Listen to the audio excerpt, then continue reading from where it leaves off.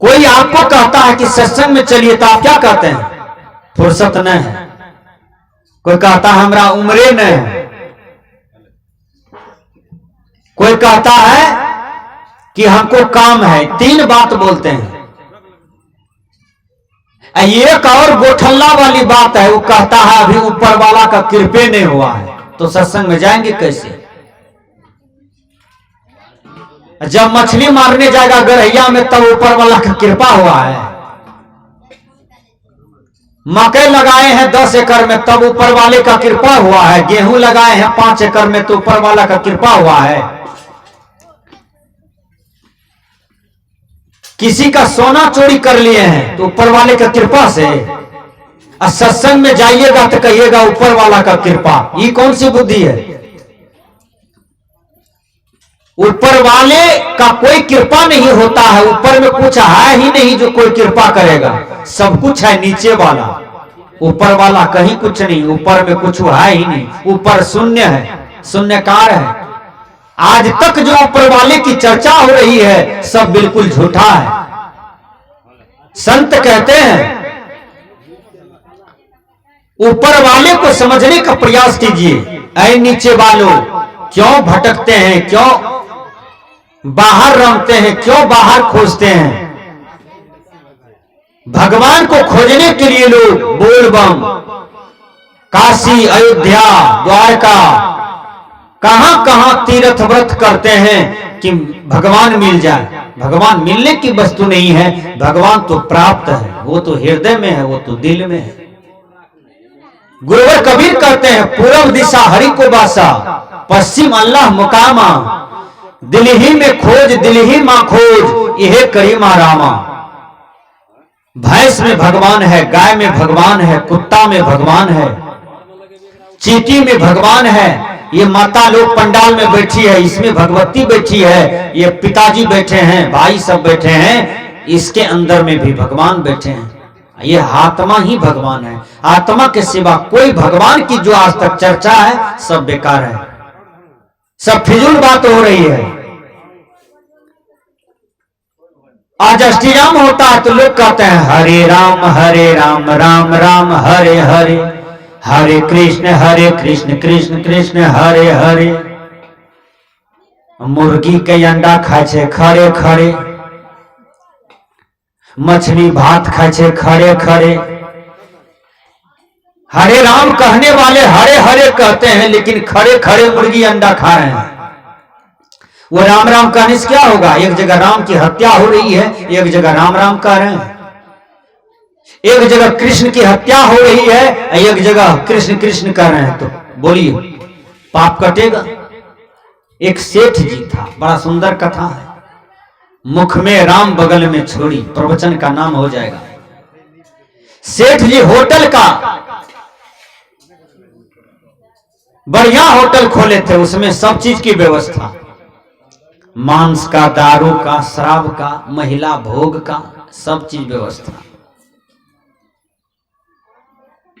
पैसा निकालो देखो तमाशा, वही होटले था। तो मांस खाने का एक आदमी को बहुत लत था। मांस कहीं नहीं मिला उस दिन, चला गया 12 बजे रात में। वहीं एक आदमी का भाई का स्क्रू ढीला हो गया था, 3 दिन से भटक रहा था, जाते जाते वही होटल में चला गया। उस सेठ जी बेचारा दुकान गद्दी पर था, टका गिनता था, देता था ग्राहक को। 30-40 स्टाफ रहता था। वो क्या किया? वो स्क्रू ढीला वाला आदमी, सेठ जी कहा कि जाओ सो जाना मेरे ही रूम में। सो गया। एक आदमी आ गया मांस भात खाने के लिए, फिर 2 आदमी और आ गया। अब सोचा क्या करें, बकरी तो है नहीं, मछलियों नहीं है, रात का 12 बज रहा है, क्या करें? तो स्क्रू ढीला जिसका था वही आदमी को काट दिया। देखिए, वही आदमी का मांस बना करके उसको 3-4 ठो ग्राहक को खिलाया, कीमती पैसा में। जिसका स्क्रू ढीला था उसका हार हड्डी कुआं था, प्लेन था। जिस भी आदमी को उस अंदर में मार करके दबा देता था तो उसी कुआं में उसको गिरा देता था। वो रूम में ही बना हुआ था, किसी को पता नहीं चलता था। उसको मार करके जो भी हार हड्डी मेन था उसी में गिरा दिया और उसका चप्पल वहीं बगल में था। जिस आदमी का भाई था वो पढ़ा लिखा था, वो खोज किया अपना भाई का, आखिर मेरा भाई है कहां, गया कहां। खोजते खोजते वही होटल में आ गया, चारों तरफ देखने लगा। तब तक में उसकी पत्नी पर पहचान ली कि ये भैया का चप्पल है, हम पहचानते हैं, भैया का चप्पल है, हम पहचानते हैं। वो चप्पल जो देख लिया तो सेठ जी से पूछने लगा, सेठ जी मेरा भाई यहीं आया है, यहीं ठहरा है, चप्पल गवा दे रहा, चप्पल देखिए मेरा भाई का। वो क्या करते थे सेठ जी, राम राम राम राम राम राम, बगल में माला था हाथ में, कोई कुछ कहे तो राम राम राम राम राम राम राम राम राम राम राम राम राम राम राम राम राम। कहा सेठ जी मैं आप ही को कहता हूं, यहां मेरा भाई आया था। कहां गया मेरा भाई? कहा मैं नहीं जानता, यहां तुम्हारा कोई भाई आया था। वो तो सब जानता था। राम राम राम राम कितनों कहे तो एक दो ठो बात करे या कहते थे राम राम राम, ताकि विश्वास नहीं हो, ताकि बुझावे कि बढ़िया आदमी है, धार्मिक है, हर बातें पर राम राम कहता है। उसको संदेह हो गया। जो आदमी गलत करता है तो उसका देखिएगा कुछ लक्षण प्रगति अलग बढ़ जाता है, गड़बड़ करने वाला का भावना एक अलग हो जाता है। उन्होंने थाना को फोन किया, कहा मेरा भाई यहीं आया था, चप्पल सबूत है, यहां से खो गया है, नहीं मिल रहा है। दरोगा जी कहते हैं कि इसका भाई आया था। कहा राम राम राम राम क्या बात करते हैं, कौन भाई, कैसा भाई, नहीं जानता। वो तो भाई 3-4 आदमी के पेट में चला गया। थानेदार उसका पूरे बिल्डिंग का निरीक्षण करने लगा, एक एक जगह का चेकअप करने लगा। तो वही जिस कुआं में 25 नरकंकाल था, उसी में उसका भाई का ताजा लाश, हड्डी उड्डी, कुछ सामग्री उसका चेहरा का वहां मिला। सेठ के हाथ में हथकड़ी लगाया, कई स्टाफ को हथकड़ी लगाओ, आजीवन कारावास हो। तो मुख में राम बगल में छोड़ी, एक तरफ आप राम राम कहते हैं, एक तरफ राम की हत्या करते हैं। अरे बकरी खाने वालों, मछली खाने वालों, गाय खाने वालों, बकरी ऊंट भैंसा खाने वालों, आप राम की हत्या करके खा रहे हैं, आप राम को सता रहे हैं, आप राम को दुख दे रहे हैं। राम को परखिए, पत्थर भगवान नहीं होता है, खुट्टा भगवान नहीं होता है। आपके घर में मिट्टी की थुम्बा है, वो भगवान नहीं है। भगवान तो आपके अंदर में है, जिसको शुद्ध चेतन आत्मा कहते हैं। सदगुरु कबीर ने कहा, हृदय बसे ते ही राम न जाना, कहीं कबीर खोजे आसमाना। आए आसमान में खोजने वालों, राम आसमान में नहीं है। कहा तब, कहा राम कहां है? तो राम आपके अंदर में है। भगवान राम को कौन नहीं जानता कि अयोध्या में जन्म लिया था और वो दशरथ का बेटा था, आप लोग भी जानते हैं। राम भगवान के अंदर में जो आत्मा थी उसका नाम भी राम है। कृष्ण के अंदर में जो आत्मा, उसका भी नाम राम। सीता के अंदर में जो आत्मा थी उसका नाम भी राम।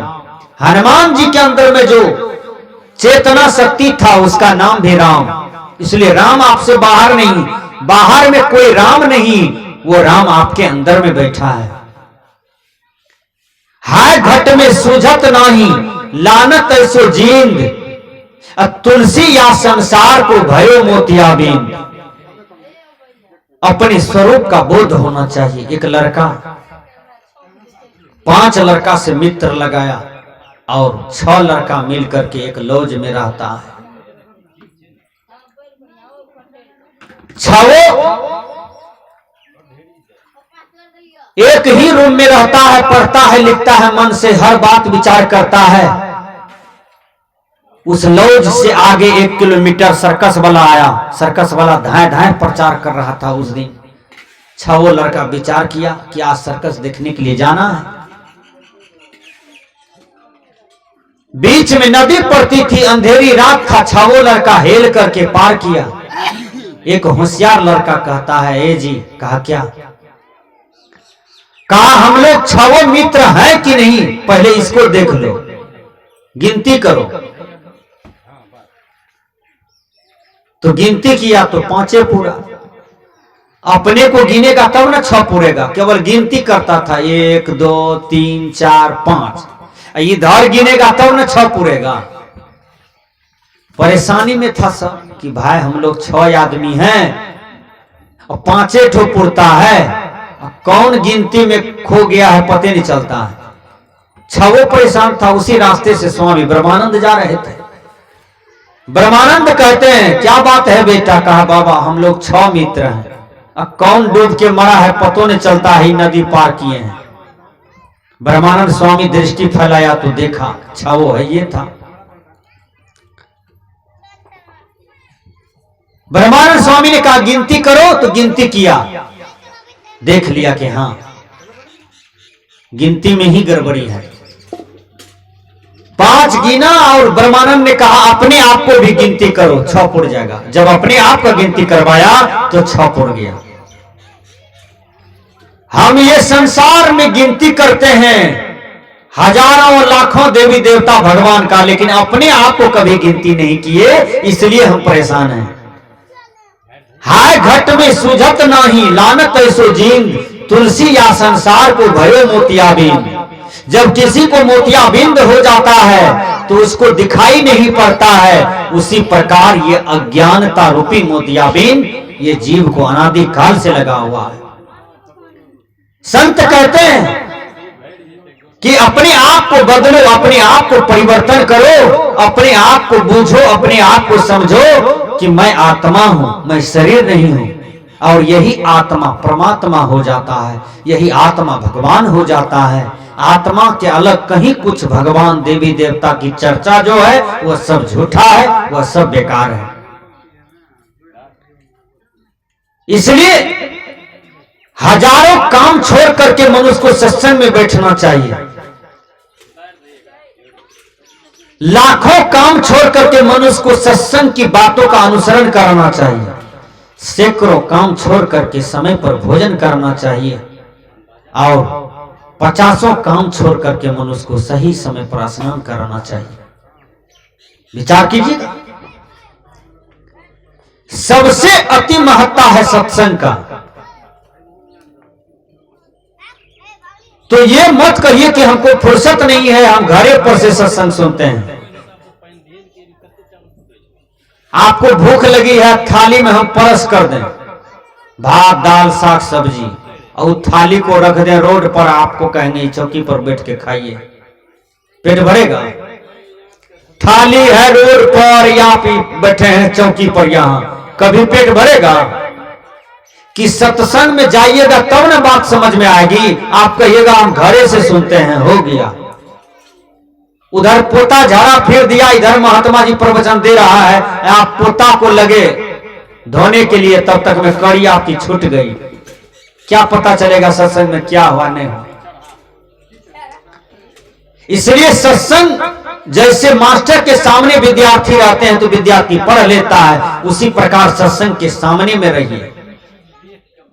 2 गोतनी थी, एक गोतनी सत्संग में चली जाती थी, काम धंधा भी करती थी, लेकिन सत्संग जहां हो चली जाती थी। एक गोतनी और थी, अमीर घर की बेटी थी, वो सत्संग में नहीं जाती थी। गोतनी कहती थी चलो ना सत्संग में बहन जी, दुनिया में कुछ नहीं है, खाली आए हो खाली जाओगे, मर जाओगे, चलो महात्मा का प्रवचन सुनने के लिए। तो वो कहती थी हमको फुर्सत नहीं। एक दिन वो मोटकी को ब्लड प्रेशर ज्यादा हो गया, माथा घुमा, बस चली गई दुनिया से। पूरे समाज परिवार मिल करके फगडोली बनाया, फतका बनाया, मोटकी को उस पर दिया, चार आदमी से उठाया, कीर्तनिया भजनिया सब सज के उछल दिया। राम नाम सत्य है, सबका यही गत है। एक आदमी कल के हे हो सब तो बोले छो, मोटकी कहाँ कुछ बोले छे, कल के ही चल गए। ओकर गोतनी कहे, सब कहे राम नाम सत्य है, सबका यही गत है। ओकर गोतनी कहे आए हमर दाय को फुर्सत है। सब कहे राम नाम सत्य है, तो गोतनी कहे आए हमर बहन जी को फुर्सत है। राम नाम सत्य है, सबका यही गत है। दो चार लड़का कहे राम नाम सत्य है, सबका यही गत है, तो गोतनी कहती थी आए हमर बहन जी को फुर्सत है। जब दुनिया से चले जाओगे तो फुर्सत ही फुर्सत है, नहीं तो माया में लोग भूले रहते हैं। सब कुछ मेरा मेरा तेरा मेरा कहते कहते जा रहे हैं, किसी का कुछ नहीं हुआ। संत कहते हैं अपने आप को समझो कि मैं शुद्ध चेतन आत्मा हूं, इसके कल्याण के लिए मुझे सत्संग करना है, इसके कल्याण के लिए मुझे भजन करना है। जब आत्मा का बोध हो गया अंगुलीमाल को, तो अंगुलीमाल का जीवन साधना में उतर गया। आप भी साधना कीजिए, आप भी ध्यान कीजिए, आप भी मस्ती का जीवन जिए। तो मैंने कहा